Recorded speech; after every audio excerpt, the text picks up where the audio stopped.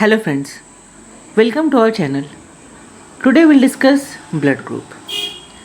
Another name of blood group is blood type.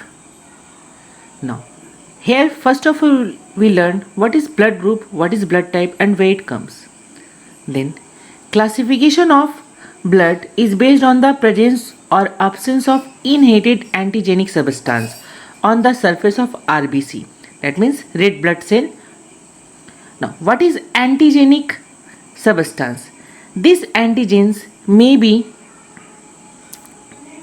proteins, carbohydrate, glycoprotein or glycolipids depending on the blood group system. So antigen is formed by protein, carbohydrate, glycoprotein or glycolipids depending on the blood group.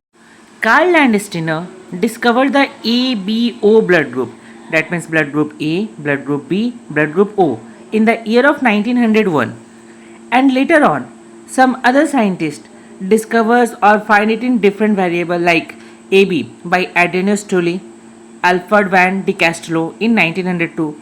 Landsteiner was awarded the 1930 Nobel Prize in the Physiology or Medicine for his work.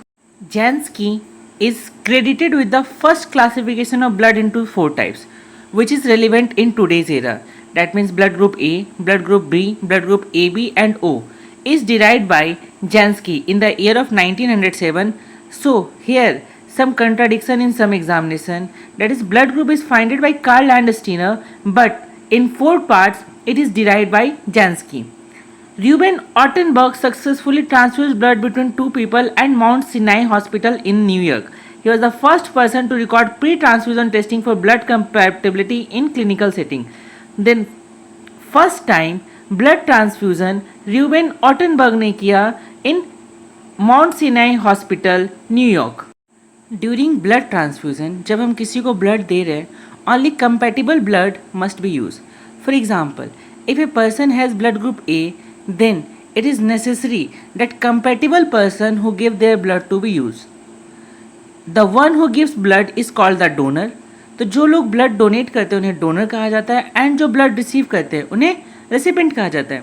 While transfusing the blood, antigen of the donor and antibody of the recipient are considered.